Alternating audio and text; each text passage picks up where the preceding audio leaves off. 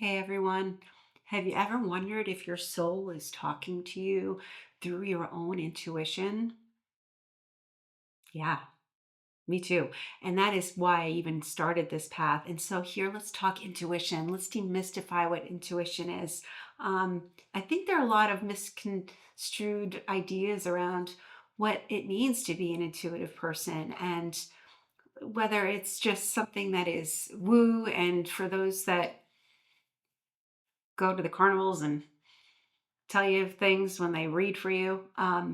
As someone who's been fiercely interested in this for basically my whole life, going back to when I was little, um, intuition is real. And guess what? We all have it. We all have it. Every single one of us.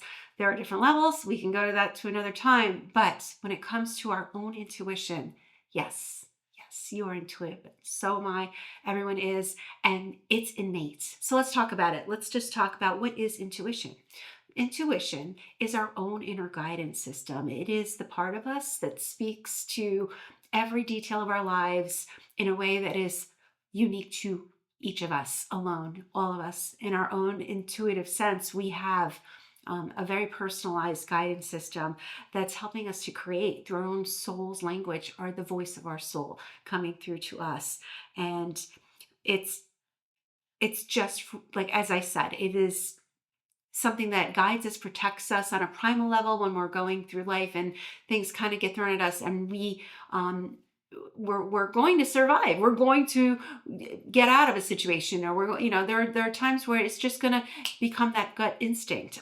Really interesting because it's we know it. At that level, quite easily. It's something that we don't have resistance to when we talk about I had a vibe. It's just a gut feeling, or I don't know why, but something told me to do this and I did it. That was certainly, we do have our guides that help us in this process, but truly our highest guide is our inner being, our higher self, our soul. That is always connected to us and always will navigate for us and give us the best track to protect us, help us, guide us. But ultimately, really, what it is our own. It's just the voice of our own spirit, our own soul that gives us information, cues, and tools to always help us have the best life of clarity and peace and flow. So basically, that's all what we're looking for every day, right? So that's our intuition. That is what our intuition is. It's not something that's really been given to us as uh, the way that we should always engage with life, because in this world, um, it's not something that is often cultivated from the time that we're little. And when you think back to it, maybe within yourself, or you see it with your own children or the children that you see around you. Children are very intuitively guided. They just simply are. They don't hesitate to follow what is within them. And they speak it very often. So how do people get disconnected from their guidance? As I said, it's not something that as is mainstream understanding, that unless it's in your family, which is a lovely thing, or in certain cultures, generally speaking, we are taught the mind over the intuitive heart, the knowing within us that guides us from our soul. So how do we get disconnected? Often through our conditioning. When it starts young, right? As I've said a couple times in other videos, when we're not given the opportunity to practice it and to own it and to acknowledge it as a part of who we are, our intrinsic being, intuition kind of gets pushed to the side. And we kind of go through life looking outside of ourselves, because obviously we need that as young children. And as we grow up, we look outside of ourselves for guidance about how to feel, what to do, which direction to go in. It can get diluted, and often does, very often does. And also, as we get older, and when we do have agency in our lives, and we start to move into creation and how we want to move about in life, overstimulation can be something that kind of keeps us from being able to recognize and hone in on that guidance system within us, and trusting our intuition, trusting that voice within us that guides us. Um, so how do we engage it? How do we get back to it? If you're someone right now, if you're feeling like, more and more, I'm starting to feel like I want to just trust what's going on within me, because no matter what is being shown around me, it doesn't feel right to me. You're starting to recognize that your inner voice, your own awarenesses are starting to bump up against what is going on around you. And that is certainly true in the new world that we live in, many, many ways. You're starting to question what's true, what's not true. Your inner guidance system is always going to lead you to what is true.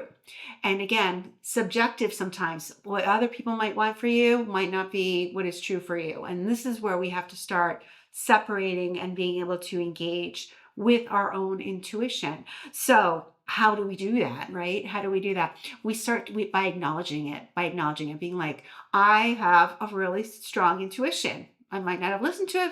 There are plenty of times where I wish I did, but my intuition is there for me, and I know about it, and I know that it is how I operate.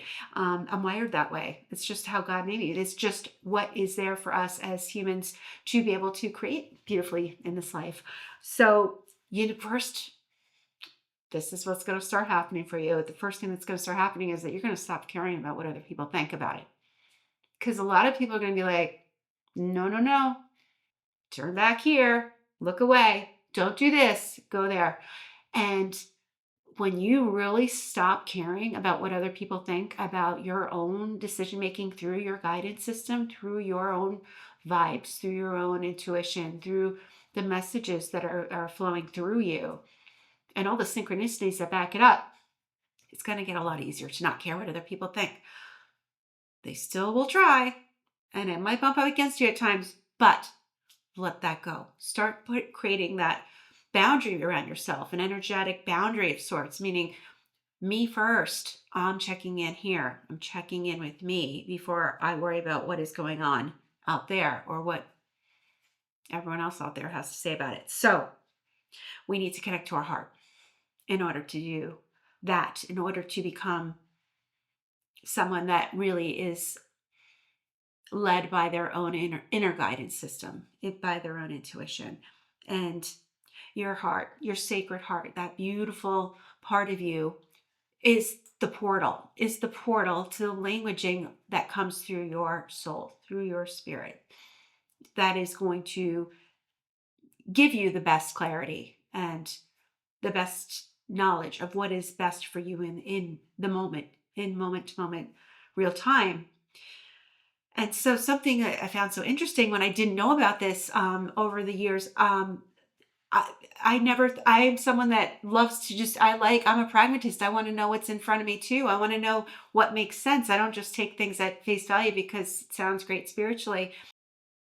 Up here in the mind, we have to engage the mind, right? The mind is there, the intelligence within us is the intellect matters. It does. It's a part of us that helps us navigate through life as well. It's like we learn through our experience, and our mind filters all that and understands it and helps us create context and tell the stories about why things happened or what's happening and what do we do next.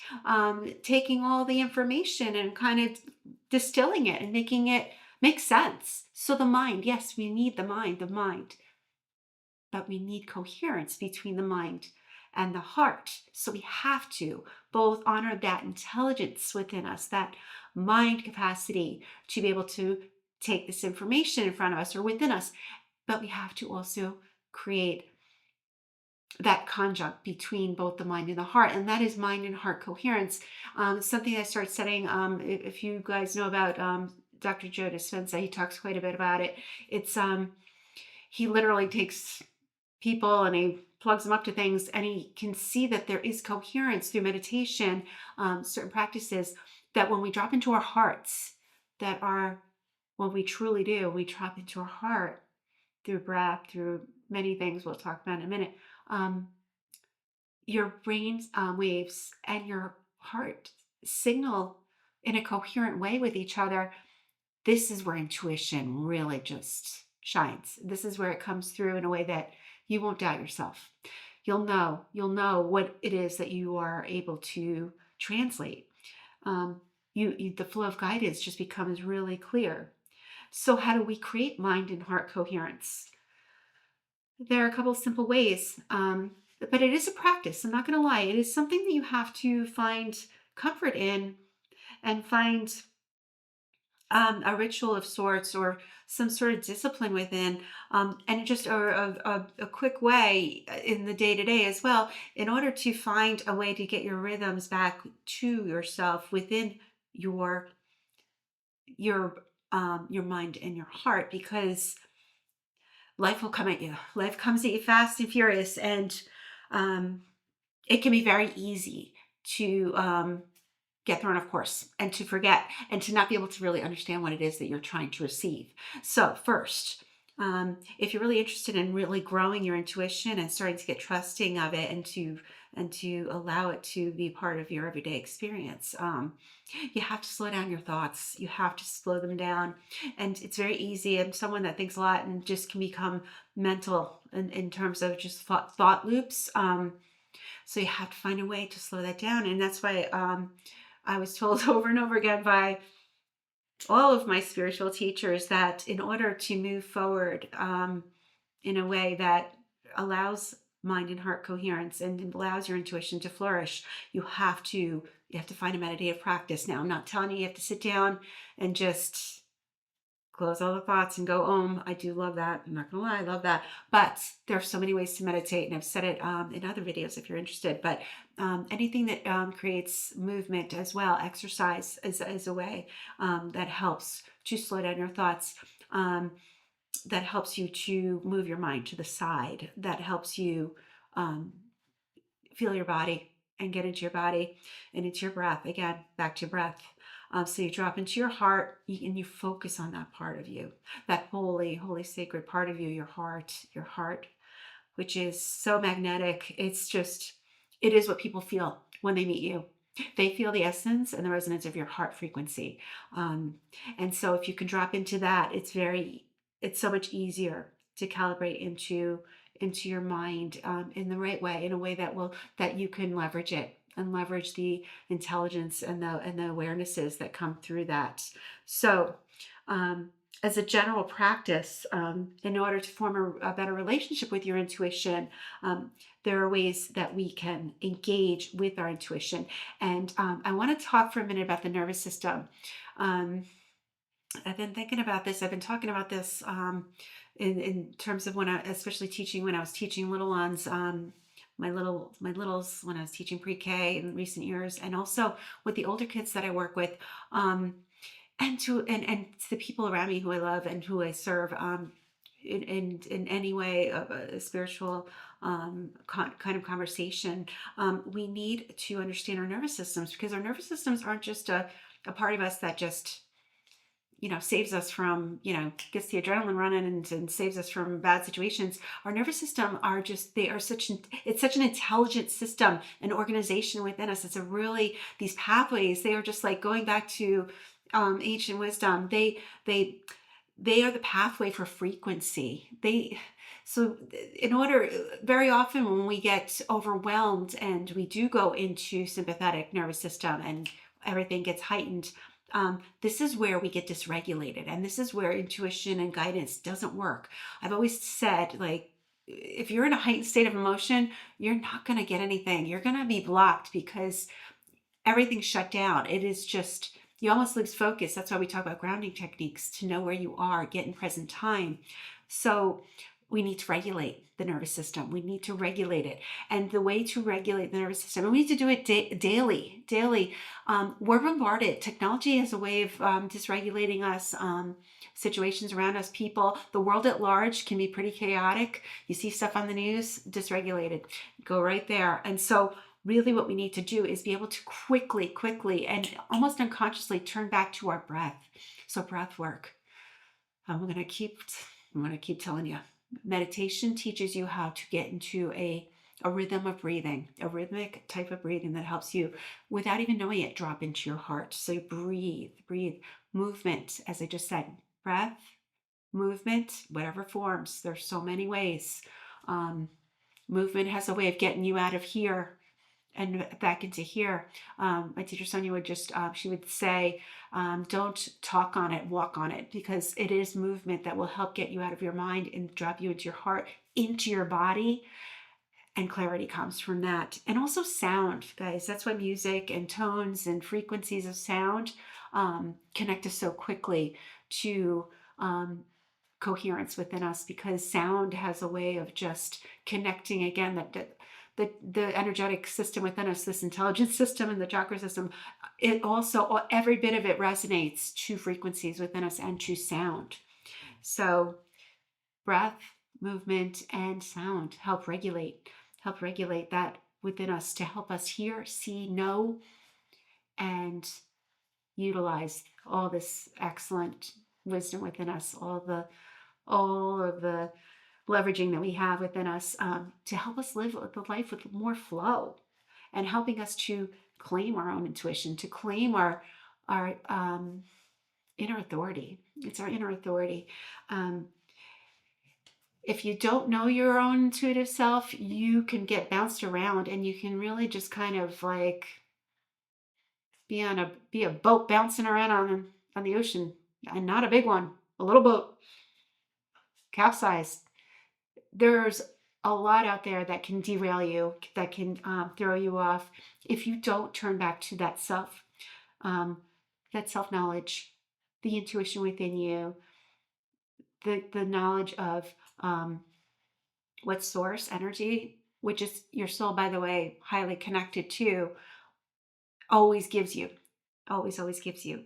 So as I was checking with my higher self and really honing in on yours, all of you, all of your higher selves, anybody watching this through whatever space and time, if you're here, there's a reason. It's because you're starting to connect back into that part of you, and little steps toward it. It doesn't have to be a big crazy thing, a big booming voice that comes through to remind you, oh, you are intuitive.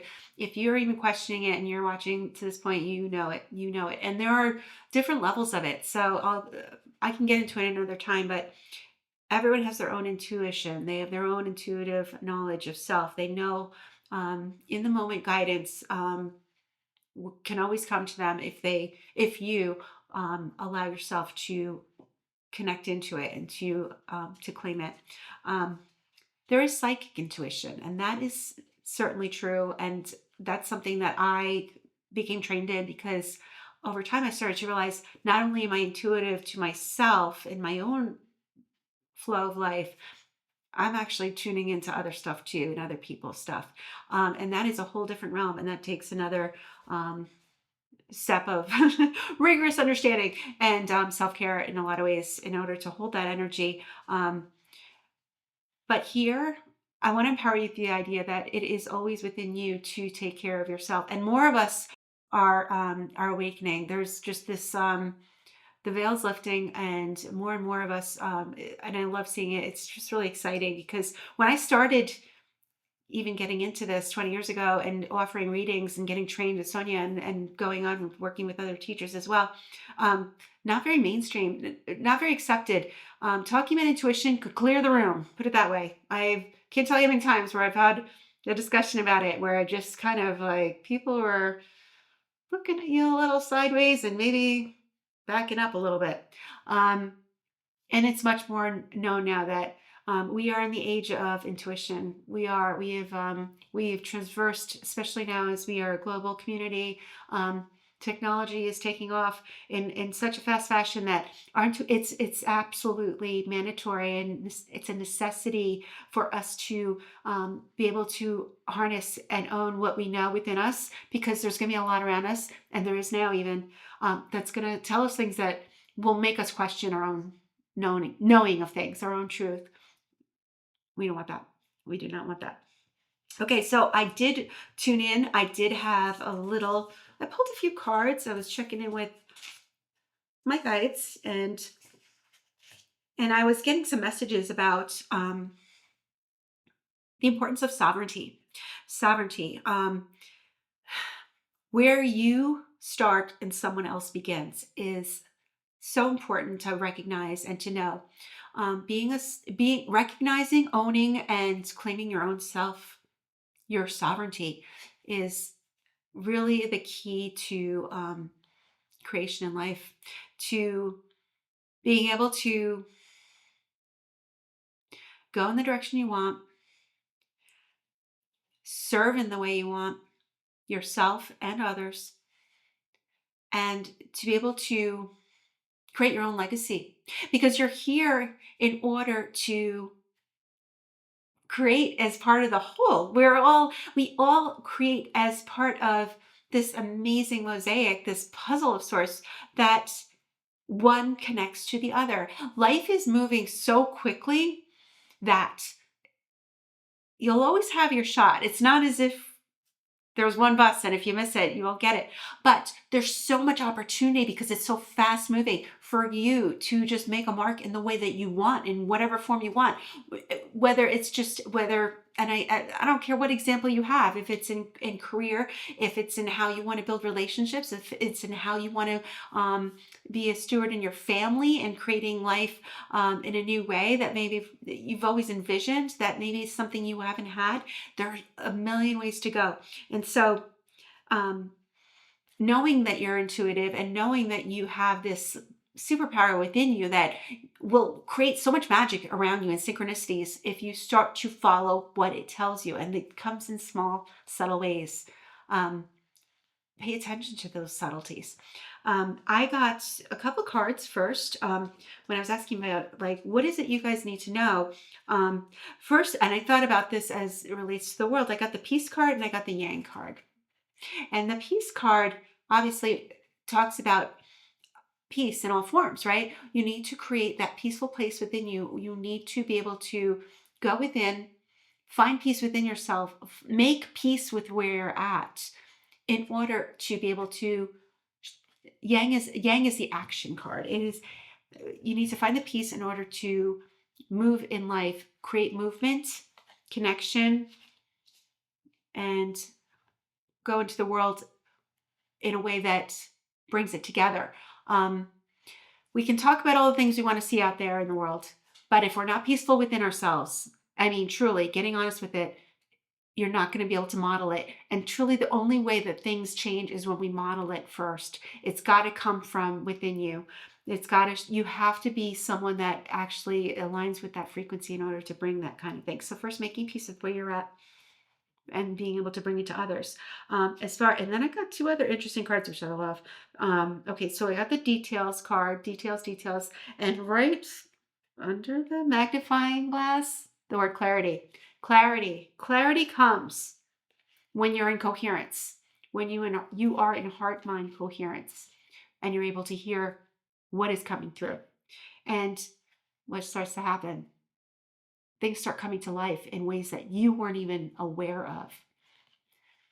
It might mean that some things have to go to the side. Some things aren't working for you anymore, but coming to life in a new way. And you see in this card, you see that, like, there's this, it looks like a little butterfly of transformation. Things are going to change when you start opening up to your intuitive guidance in a really profound way. When you start to cultivate it within you and you start trusting it more and more, you're going to start seeing symptoms, good ones, and maybe some that you don't like as much, but that are there for you, everything happening for you in order to release things that need to go. When the butterfly is in that chrysalis and it becomes that goop, thinks it's dying, it comes out transformed in a completely different way. So there are ways that you're going to probably notice, and you probably have already, that things need to move, things need to shift, things need to transform and change in order to allow in this newness, this new awareness of the path ahead. And that's what's amazing about what happens when you start really turning to yourself. It doesn't mean that you don't you use discernment. If you have good, solid people around you that you want to bounce off of, you're going to notice that you're going to feel whether or not there's resonance with what is given to you from others in terms of guidance and what is yours. But always check in first with your own. Always check in with what's yours. I just want to see what else we got. Maybe just a couple more. These are from, I love this deck. These are like the galactic kind of guides, and they always have such beautiful messages. So Let's see what these cards have to say. I'm going to grab another one. A couple of them. Okay. Okay. So this one talks about spring metaphorically, but also we can't wait, right? It's February. Next month is spring. A lot of us are in the thick of it. A lot of cold. We're in a little bit of hibernation because we need to be. But spring's coming. And this is what we're talking about. Getting yourselves ready for something new, beginnings, innocence, fertility, and growth. So begin with faith in spring. Faith is about recognizing things that are not necessarily seen or that aren't necessarily validated in the moment. It happens all the time. Even with your own self, when you think about things that you knew were to be true, but everything around you are people like, nah, don't worry about it. And then you come around to it and you realize, I should have known. I should have had faith in what I knew. Start paying attention to those things. Start really turning back to your own resonance about what you're getting and what you're receiving, especially if you start not caring what other people think and pushing away the noise of that. Okay. And this talks about, it's called Grace Within the Chaos. And there is chaos, which is why I really love doing this work. And now why I really want to talk to you all about it, because do not get derailed by the chaos out there. There will always be chaos. There will always be stuff going on that doesn't make sense. You know, Chicken Little, like I used to read to the littles about the sky falling and things happening. And yeah, things are definitely deconstructing because they need to, like I just spoke about. Chaos comes before the change, before the good change. You got to break those eggs in order to make the omelets, right? So grace within chaos. It is accepting life's complexities. Yes, let's do that. And the seduction of distraction. And boy, oh boy, do we know about distractions. Speaking of nervous system regulation, we're being dysregulated by so much of what is thrown at us all the time. News, whatever. It could be in your own life. It could be in the dramas of our life. And sometimes we start to get used to working off of drama because it's sort of like it makes you feel like you're at least alive when you're looking outside of yourself all the time. If you really want to get curious about your intuition and you really want to make it your own superpower and have like a really magical, just synchronistic, flowing life, you got to move out of the drama and you got to move out of the chaos. And it doesn't mean you don't care. It just means you're not engaging with it. And when you start to give yourself distance from it, you start to see it for what it is. And it's not there to serve you, and it's not there to create the peace that is due to you and is that you're worthy of, and that we all deserve to have. Because honestly, it's an inner job. Getting to know yourself, moving yourself out of loops and spirals. Same story, different day, different people, same story. These require us to change. They require change, and it requires you not to care. Not in a way that's mean or cruel, but more like compassionate, kind, because we can't keep feeding that stuff. We cannot feed that stuff. We have to start turning back to our spirit. And the more of us that do it, the better life gets, because we all create a frequency. And I think it's just like with music, when there's a resonance within chords of, I think with guitars, if you strum a chord, you can find resonance with other chords. That happens from person to person, from soul to soul, and the world at large. So let's be one of those. Let's do that. Let's start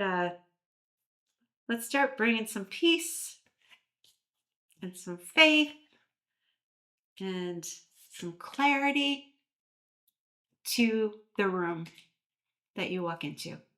Um, it really does, it does bring, I don't know, it just brings some sort of, I don't know how to say it other than that you kind of feel invincible when you do that. It gives you back yourself. And that is ultimately what we're meant to be and do.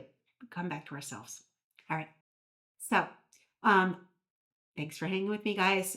I will be putting on my calendar. I'm going to be setting up the calendars to do readings soon. Right now, it's like my schedule is still a little not great, but I am planning because spring is coming and I want to change up some things myself. So I'm going to be reorganizing, and I promise you that I will be putting the details as far as when I do open up dates, so I can do various types of readings. And I also want to get into mentorship because I want to. I love working with people one on one and kind of helping create a pathway to that knowing within yourself that not only can you take care of yourself with your own intuition, you can help others in the same way. All right. Hope you all have a beautiful day. Enjoy the cold if you're in the cold part of the world. Otherwise, if you're warm, lucky. All right. Thanks so much, guys. See you next time.